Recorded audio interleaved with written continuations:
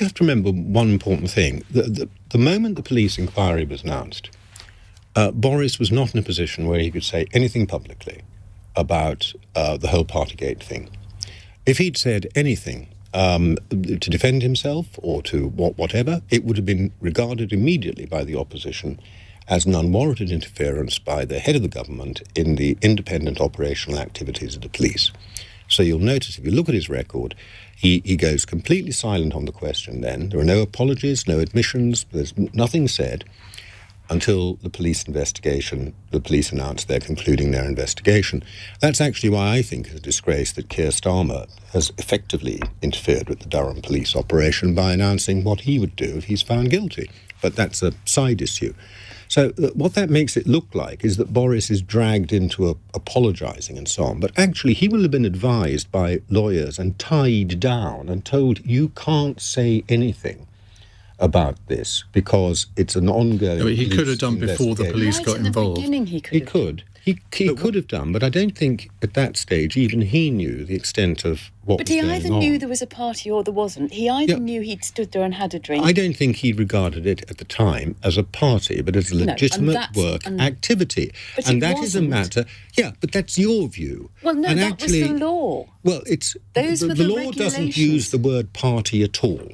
So that if you look, let's go back to this legislation that you expect Boris to have a detailed knowledge of, but clearly you don't have a detailed knowledge of, and the word party never appears in the legislation. There is no prohibition on parties. Strangely enough, there is no prohibition on drinking alcohol. What the law said was something to the effect that you couldn't have a gathering unless it was reasonably necessary for work purposes. Now, is a leaving do reasonably necessary? If you can see, Iain, I'm not going to comment on that, but you can see how somebody could take a view that in the context of somebody getting together for a drink and a packet of crisps, as somebody is leaving, might be regarded as reasonably necessary. Maybe, but a lot of people listening to this...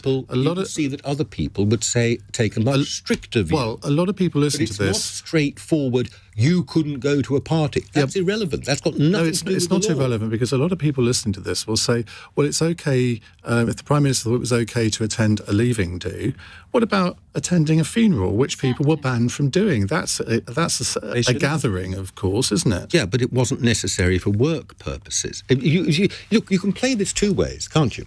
You can say, let's stick to exactly what the law said. The Prime Minister should have known exactly what the law said. You don't, but that's what you want the Prime Minister to do. Well, if he's making the law, you can sit and argue it. He doesn't make the law. The law's made by Parliament, nor is it written by him. Boris doesn't sit there writing. Well, that's hair splitting, isn't it? You know, but you can sit and argue this as lawyers, or you can say, which I'm perfectly willing to say also. See, where your argument falls down, impression and the look of it, and if you took a look at it from the look point of view, then yes, the comparison with a funeral. Where your argument falls down is that I know for a fact that there were detailed discussions about all of these regulations around the cabinet table when Boris Johnson was present. So just on that basis, he should have at least known what the regulations were. But I suspect we could talk about this for the next 40 minutes.